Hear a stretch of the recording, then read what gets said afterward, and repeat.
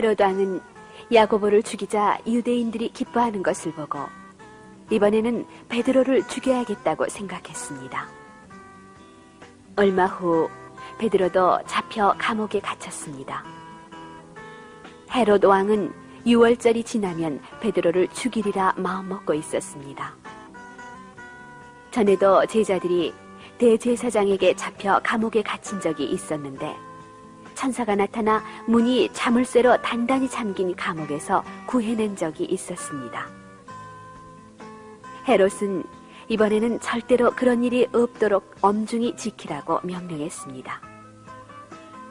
그래서 16명의 군사가 4명씩 교대로 지키게 되었습니다.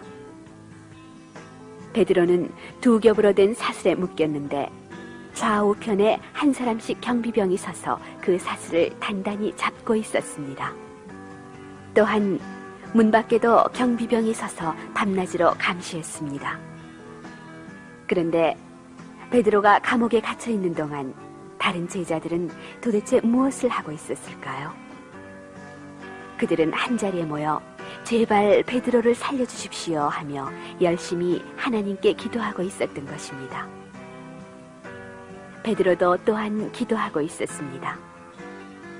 그러나 베드로는 예수님을 위해 죽는 것이 조금도 두렵지 않았습니다. 그렇게 감옥 속에서 며칠이 지났습니다. 누룩이 들어있지 않은 빵을 먹는 6월절 축제도 끝났습니다. 이제 내일이면 헤롯 왕이 베드로를 끌어내어 죽이는 날입니다. 제자들은 그날 밤 모두 마가의 집에 모여 더욱 열심히 베드로를 위해 기도하고 있었습니다. 밤중에 경비병들이 모두 잠들어 있을 때 주님의 천사가 감옥 안에 나타났습니다. 천사의 빛이 베드로의 주위를 비쳤으나 누구 하나 눈을 뜨지 않았습니다. 천사는 베드로의 옆구리를 찔러 깨우며 어서 일어나라고 말했습니다. 그러자 쇠사슬이 그의 2 손목에서 벗겨졌습니다. 천사는 다시 허리띠를 메고 신을 신으라고 말했습니다. 베드로는 깊이 잠에 빠져 있다가 갑자기 눈을 떴기 때문에 얼른 정신을 차릴 수 없었습니다. 꿈을 꾸고 있는 기분으로 허리띠를 메고 신을 신었습니다. 천사가 또 말했습니다. 겉옷을 걸치고 나를 따라오너라. 베드로는 아직도 꿈을 꾸고 있는 기분이었습니다. 그러나 옷을 입고 말없이 천사의 뒤를 따라 감옥을 빠져나왔습니다. 감옥의 둘레는 높고 튼튼한 돌담이었고 철문이 굳게 닫힌 채 자물쇠가 잠겨져 있었습니다. 그런데 천사와 베드로가 다가서자 문이 소리 없이 저절로 열려 쉽게 밖으로 나올 수 있었습니다. 이제 베드로는 자유의 몸이 된 것입니다. 베드로와 함께 걸어가는 도중에 천사는 어디론가 사라졌습니다. 길은 어둡고 아무 소리도 들리지 않았습니다. 베드로는 꿈속인지 깨어있는지 분간 못할 정도로 얼떨떨했습니다. 그러나 차가운 밤 공기가 그의 머리를 맑게 했습니다. 그는 자기가 이제 감옥 속에 있지 않고 바깥 거리에 서 있음을 또렷이 깨닫게 되었습니다. 그리고 하나님께서 천사를 보내어 구해주신 것을 알게 되었습니다. 베드로는 어두운 밤길을 걸어서 희미한 불빛이 흘러나오는 마가의 집 앞까지 왔습니다. 한밤중이었지만 그리스도인들은 아직도 열심히 기도드리고 있었습니다. 대문은 굳게 잠겨서 까딱도 하지 않았습니다. 위험한 때인 만큼 제자들은 대문을 자물쇠로 단단히 잠궈 놓고 있었던 것입니다. 베드로는 대문을 두드렸습니다. 로데라는 어린 여종이 나왔습니다. 이 밤중에 누굴까? 강도가 아니면 제자들을 잡으러 온 군사가 아닐까? 그렇다면 큰일이구나. 이렇게 생각하고 로데는 대문도 열지 않은 채 안에서 큰 소리로 물었습니다. 누구세요? 나는 베드로다. 어서 문을 열어다오. 틀림없는 베드로의 음성이 들려오지 않겠습니까? 로데의 놀라움과 기쁨은 이루 말할 수가 없었습니다. 문을 여는 것조차 잊은 채 로데는 안으로 달려들어가서 기도하고 있는 그리스도인들에게 소리쳤습니다. 베드로 선생님이요. 베드로 선생님이 오셨어요. 네가 꿈꾸고 있는 게로구나. 베드로 선생은 지금 감옥에 계셔. 하지만 정말 베드로 선생님인걸요. 틀림없어요. 그렇다면 틀림없이 베드로의 영일 것이다. 안에서 이런 대화가 오고 가는 동안 베드로는 계속 문을 두드렸습니다. 그제야 몇 사람이 밖으로 나와서 대문을 열었습니다. 로데의 말대로 거기에는 베드로가 서 있지 않겠습니까? 여러 사람의 기도가 이루어진 것입니다. 베드로는 무사했습니다. 베드로가 살아 돌아왔으니 그리스도인들의 기쁨이란 이루 말할 수 없었습니다. 방으로 들어간 베드로는 낮은 목소리로 하나님께서 자기를 감옥에서 구출해 주신 과정을 이야기했습니다. 제자들은 베드로의 이야기를 듣고 하나님이 전능하신 힘으로 베드로를 헤롯 왕의 손에서 구출해 주셨음을 진심으로 감사하며 모두 무릎을 꿇고 감사의 기도를 드렸습니다. 베드로는 감옥에서 구출되기는 했으나 그냥 예루살렘에 있는 것은 위험하다고 느꼈습니다. 그래서 그날 밤 다른 곳으로 피신했습니다. 날이 밝자 감옥에서는 큰 소동이 벌어졌습니다. 아무도 베드로가 나가는 것을 본 사람이 없었습니다. 가장 놀란 것은 경비병이었습니다. 이상한 소리 하나 나지 않았고 성문을 지키던 경비병들도 쥐새끼 한 마리 밖으로 나가는 것을 보지 못했으니 말입니다. 헤로드 왕은 베드로가 달아난 것을 알고 화가 머리끝까지 치밀어 올랐습니다. 그는 경비병들을 풀어 베드로를 찾다가 끝내 못 찾게 되자 경비병들을 문초했습니다. 죄수가 탈출하면 어떤 벌을 받는가? 모두 잘 기억해 두어라. 이 자들을 하나도 남기지 말고 사형에 처하라. 얼마나 잔인한 왕입니까? 그러나 이제 그의 마지막 때가 가까워 오고 있었습니다. 이런 일이 있은 지 얼마 후에 헤롯 왕은 가이사랴로 돌아왔습니다. 그는 화려한 왕복을 입고 옥좌에 앉아 사람들에게 연설했습니다. 사람들은 그가 두려웠으므로 아첨하기 위해 감탄한 듯이 큰 소리로 외쳤습니다. 이것은 사람의 소리가 아니다. 신의 소리다. 헤롯 왕은 무척 기분이 좋아졌습니다. 헤롯 왕은 사람들에게 잔인한 짓을 예사로 함으로 큰 죄를 짓고 있었습니다. 그런데 이제는 군중들이 자기를 신이라 말하는 것을 태연히 앉아 듣고 있으니 이보다 더 큰 죄가 어디에 있을까요? 그는 하나님에 대해 큰 죄를 저질렀습니다. 이때 주님의 천사가 나타나 헤롯을 내리쳤습니다. 헤롯 왕은 그 자리에서 죽고 말았습니다. 종들이 나와 헤롯 왕을 왕좌에서 끌어내려 싣고 갔습니다.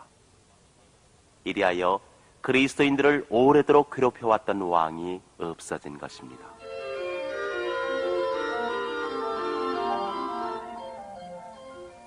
예루살렘의 그리스도인들이 헤롯 왕의 박해로 어려움을 당하고 있을 동안 안디옥 교회는 차츰 강하고 튼튼하게 커가고 있었습니다. 사울과 바나바의 가르침을 통하여 사람들은 차츰 예수님의 말씀을 잘 알게 되었습니다. 그리고 놀라운 것은 교회에서 사울이나 바나바를 도와 가르치고 있던 제자들 중에는 헤롯 왕의 젖동생도 있었습니다. 헤롯 왕과 함께 자랐지만 헤롯 왕과는 매우 달랐습니다. 어느 날 안디옥 교회에서 신도들이 금식을 하며 예배드리고 있을 때 성령이 말씀하셨습니다. 다른 나라의 이방인들에게도 복음을 전하기 위하여 사울과 바나바를 보내라. 그래서 그들은 금식하며 기도하고 두 사람의 머리에 손을 얹은 후에 떠나보냈습니다. 사울과 바나바는 항구로가 구브로라는 섬으로 가는 배를 탔습니다. 구브로에는 헬라 사람이 많이 살고 있었습니다. 헬라 사람은 하늘과 땅을 지으신 창조주 하나님을 섬기지 않고 여러 가지 종류의 신들을 섬기고 있었습니다. 헬라 사람이 생각하고 있던 신이란 인간보다 조금 세며 헬라 북쪽에 우뚝 솟아있는 높은 산 속에 살고 있다고 생각했습니다. 그 신들 중에서도 제일 높은 것은 제우스라는 신이었습니다. 또 하나는 발에 날개가 있어 굉장히 빠른 속도로 나는 헤르메스라는 신이었습니다. 아르테미스라는 여신은 사냥꾼의 신이었습니다. 아프로디테는 사랑과 아름다움의 신이었습니다. 이 밖에도 숱한 신들이 있었는데 어느 신이든 보통 남녀와 같으며 인간보다 조금 나을 뿐이라고 생각되었습니다. 헬라 사람들은 신들의 모양을 만들어 섬겼습니다. 하지만 우상 숭배라 해도 헬라 사람들이 섬기는 것은 아프리카나 그 밖의 나라들의 우상 숭배와는 조금 달랐습니다. 헬라의 우상들은 몹시도 꼼꼼히 만들어졌기 때문에 예술적으로도 훌륭한 것이었습니다. 또한 헬라에는 좋은 학교가 있어 훌륭한 학자들이 많았습니다. 지금도 그 학자들이 쓴 것이 세계 곳곳의 학교에서 사용되고 있습니다. 헬라 말은 세계에서 아름답기로 이름이 나 있으며 헬라 말로 씌어진 빼어난 시도 많습니다. 그리고 신들이며 사람의 모양을 새긴 조각에도 좋은 것이 많아 오늘날에 이르기까지 소중히 간수되고 있습니다. 헬라 사람 중에도 생각이 트인 사람들은 너무 많은 신이 있기 때문에 단 한 분의 진짜 하나님이 계실지도 모른다고 생각하며 찾아내려 했습니다. 그러나 하나님은 사람이 생각해서 발견할 수는 없습니다. 아브라함 시대 이전에도 하나님께서는 유대인의 조상에게 나타나셔서 자기에 대해 직접 말씀을 해주셨습니다. 만약에 하나님께서 성경을 통해 자신에 관해 우리에게 말씀해 주시지 않았다면 우리도 우상을 섬기고 있었는지 모를 일입니다. 몇 세기 동안에 걸쳐 유대인은 다른 민족과는 일체 교제를 하지 않은 채 자기들만의 사회를 구축해 왔습니다. 그것은 하나님께서 스스로 유대인들에게 보여주시고 가르쳐 주신 것들을 잊지 않게 하시기 위해서였습니다. 하지만 예수님이 오고부터는 달랐습니다. 하나님께서는 제자들이 전 세계로 나가 유대인이나 이방인을 막론하고 하나님과 하나님의 아들이 행한 일을 사람들에게 전하기를 원하셨습니다.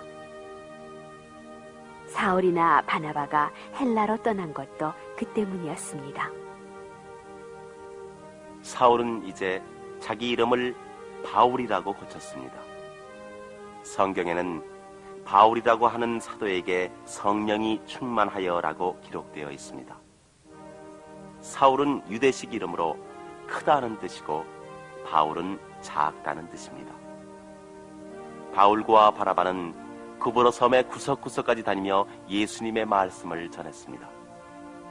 두 사람은 다시 배를 타고 버가라는 곳으로 갔습니다.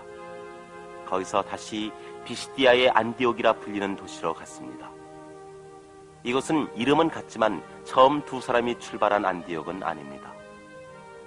바울은 안디옥의 유대인 회당에서 가르쳤습니다. 유대인이나 헬라 사람이나 모두 바울의 설교를 들었습니다. 모두들 무척 열심히 설교에 귀를 기울였습니다. 유대인들이 집으로 돌아간 후에도 헬라 사람은 남아서 다음 안식일에도 이야기해달라고 부탁했습니다. 다음 안식일에는 대부분의 사람들이 바울과 바나바의 설교를 들으려고 모여들었습니다. 유대인들은 그것을 보고 질투하여 바울과 바나바의 말에 일일이 반대만 했습니다. 그래서 바울과 바나바는 유대인들을 향해 말했습니다. 당신들은 우리 얘기를 들으려 하지 않았기 때문에 앞으로 당신들을 상대하는 것은 그만두겠소. 이제부터는 유대인 아닌 사람들에게만 하나님의 말씀을 가르칠 것이요. 헬라 사람들은 이 말을 듣고 매우 기뻐했습니다. 그들은 더욱 열심히 이야기를 들었으며 많은 사람이 그리스도인이 되었습니다. 그뿐 아니라 그리스도인이 된 헬라 사람들은 바울이 들려준 예수님의 말씀을 다시 친구들에게 전했습니다. 그래서 짧은 기간에 예수님의 말씀이 그 땅 위에 퍼져나갔습니다. 이윽고 유대인들은 바울과 바나바를 시기하여 성읍에서 쫓아내었습니다. 그래서 두 사람은 이고니온으로 갔습니다. 이고니온에서도 유대인의 회당에 들어가서 가르쳤고, 그로 인해 수많은 유대인들과 헬라 사람들이 예수님을 믿게 되었습니다. 이고니온에서 바울과 바나바는 안식일마다 회당에서 설교했습니다.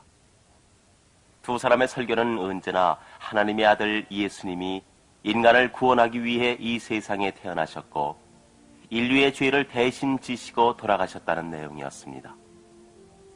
많은 유대인들과 헬라 사람들은 이러한 사실을 믿었습니다. 그러나 믿지 않는 사람들도 있었습니다. 믿지 않는 사람들은 바울과 바나바가 전도하는 것을 방해했습니다. 또한 두 사람을 돌로 쳐 죽이려고 계획하는 자도 있었습니다. 바울과 바나바는 그것을 눈치채고는 곧 루스드라라는 곳으로 떠났습니다. 루스드라에는 태어나서 한 번도 걸어본 일이 없는 안진뱅이가 있었습니다. 그 사람은 발이 전혀 말을 듣지 않았기 때문에 한 발자국도 걷지 못할 뿐더러 설 수조차 없었습니다. 그 사람은 바울의 설교를 듣고 예수님의 힘을 믿었습니다. 바울이 그의 얼굴을 보고 그에게 믿음이 있는 것을 알고는 똑바로 일어나라 하고 큰 소리로 외쳤습니다. 그러자 그는 일어나 비틀거리지도 않고 걸어다녔습니다. 이것을 본 사람들은 바울과 바나바가 자기들과 똑같은 사람이라고는 도저히 믿어지지 않았습니다. 아마도 신이 사람의 모습으로 내려온 것이 틀림없다고 믿었습니다. 그 사람들은 여러 종류의 신이 있으며 그 신들이 가끔 인간 세상에 내려온다고 믿어왔습니다. 그래서 나면서부터의 안진뱅이를 고칠 수 있는 것은 신 이외에는 없다고 생각한 것입니다. 이렇게 생각한 사람들은 바나바를 스스신이라고 부르고, 바울은 공석상에서 말하는 것을 주로 맡았기 때문에 험의 신이라고 불렀습니다. 그뿐만 아니라 두 사람에게 희생제물을 바치며 제사를 지내려고까지 했습니다. 스스신을 섬기는 제사장이 희생제물에 쓸 황소와 화환을 가지고 왔습니다. 바울과 바나바는 이 소동을 보고 놀라 군중 사이로 뛰어들어가서 외쳤습니다. 여러분, 제발 이런 짓은 하지 말아 주십시오. 우리도 여러분과 같은 인간입니다. 우리는 여러분이 이런 헛된 일을 걷어치우고 하늘과 땅과 바다와 그 안에 있는 모든 것을 만드신 하나님을 경배하는 일을 가르쳐 주려고 온 것입니다. 그러나 사람들이 제사 지내려는 것을 말리기란 무척 힘든 일이었습니다. 그러던 중 이고니온에서 바울 일행을 돌로 치려 했던 유대인들이 루스드라까지 뒤쫓아왔습니다. 그러고는 거짓말을 꾸며 바울과 바나바가 나쁜 사람이라고 군중들을 선동했습니다. 그러자 그때까지 두 사람을 신으로 받들려던 사람들이 갑자기 마음이 변해 바울을 향해 돌을 던졌습니다. 바울에게 희생제물을 바쳐 제사 지내려던 사람들이 이제 바울을 향해 돌을 던진 것입니다. 바울은 쓰러져 움직일 수 없을 정도로 다치게 되었습니다. 사람들은 그가 죽은 줄 알고 그를 성 밖으로 끌어내었습니다. 그리스도인들은 너무나 잔혹한 광경을 보고 울면서 바울을 뒤쫓아가서 버려진 바울을 둘러쌌습니다.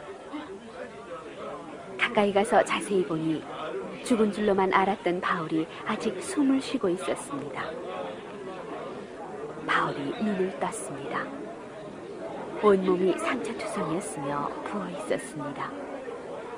그러나 바울은 제 힘으로 일어나 자기가 묵고 있던 집까지 걸어갈 수가 있었습니다. 다음 날 바울과 바나바는 루스드라를 떠나 더베에 가서 그곳 사람들에게 복음을 전했는데 그로 인해 많은 사람들이 예수님을 믿게 되었습니다. 그 두 사람은 전에 간 적이 있는 도시를 한 번 더 차례로 들렸습니다. 어느 도시에 가든지 바울 일행이 세운 교회는 튼튼히 뿌리를 받고 있었습니다. 바울 일행은 앞서 말한 여러 교회에서 신자들을 보살필 장로들을 뽑았습니다. 그리고 마침내 맨 처음 바울과 바나바가 하나님의 은총을 입어 복음을 전했던 안디옥 교회로 돌아왔습니다. 안디옥 교회에서는 그 도시의 그리스도인들이 모두 함께 모여 바울과 바나바가 각지에서 어떤 활동을 하고 돌아왔는가에 대한 이야기를 들었습니다. 그리고 이방인들까지 예수님을 믿게 된 사실을 알고 하나님의 놀라우신 뜻을 찬양했습니다. 그 후 바울과 바나바는 오랫동안 안디옥에 머물면서 사람들을 가르쳤습니다. 그 무렵의 큰 교회로는 예수님의 동생 야고보가 이끄는 예루살렘 교회와 이 안디옥 교회를 손꼽을 수 있었습니다. 그러나 작은 교회들이 여러 나라의 곳곳에서 생겨났습니다.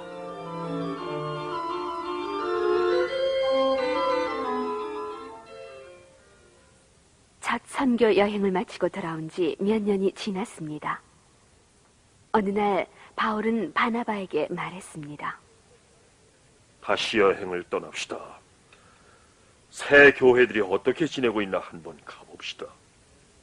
바나바는 이번 여행에 젊은 마가를 함께 데려가자고 했습니다. 그러나 바울은 반대했습니다.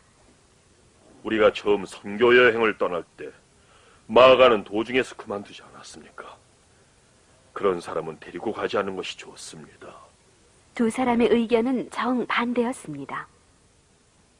바나바는 마가를 데리고 가자 하고 바울은 데리고 가도 전처럼 돌아가 버릴지도 모르니 데리고 가지 않는 편이 좋다는 것이었습니다. 의견이 일치하지 않아 두 사람은 각각 따로 가기로 했습니다. 바나바는 마가와 함께 배를 타고 구브로 섬으로 건너갔습니다. 그리고 바울은 신라와 함께 산을 넘어 더베와 루스드라 지방으로 갔습니다. 거기에는 첫 선교 여행 때 바울과 바나바가 세운 교회가 있었습니다. 그것 교회에 열성 있는 그리스도인들 중에는 디모데라는 훌륭한 청년이 있었습니다. 디모데의 아버지는 헬라 사람이었지만 어머니와 외할머니는 유대인이었습니다. 어머니와 외할머니는 모두 마음이 곧고 의지가 강한 사람이라 디모데에게 어릴 적부터 하나님을 섬기도록 가르쳤습니다. 따라서 디모데는 어릴 때부터 성경을 배웠습니다. 바울은 디모데를 마치 자기 아들처럼 사랑했습니다. 바울은 디모데에게 우리와 함께 전도 여행을 떠나지 않겠느냐고 말했습니다. 그러자 디모데는 기꺼이 함께 가겠다고 했습니다. 그리고 세 사람은 그 지방의 도시란 도시, 마을이란 마을은 다 돌아다니며 그리스도의 복음을 전했습니다.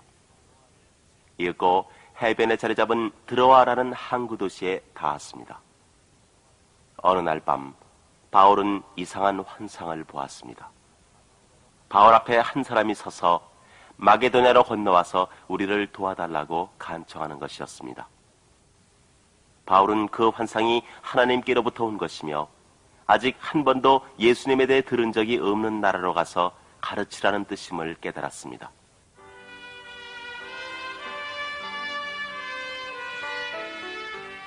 마게도냐는 드로아에서 바다 건너편 헬라 북쪽에 위치해 있는 큰 나라였습니다. 세 사람은 마게도냐로 가는 배에 올랐습니다. 며칠을 걸려 배는 이윽고 빌립보라는 큰 도시에 닿았습니다. 세 사람은 며칠 동안 거기에 머물렀습니다.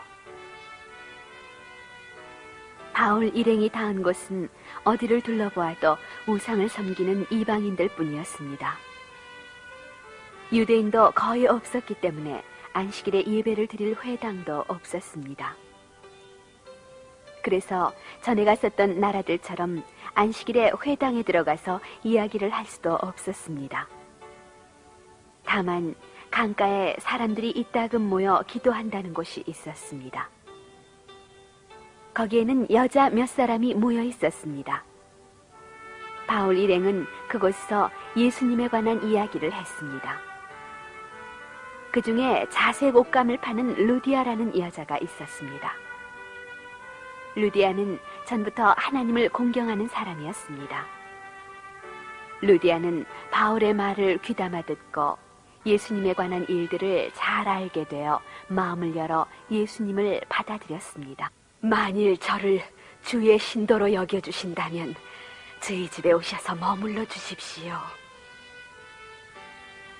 그리고 감사의 뜻을 표시하고는 세 사람을 자기 집으로 초대하여 묵게 했습니다.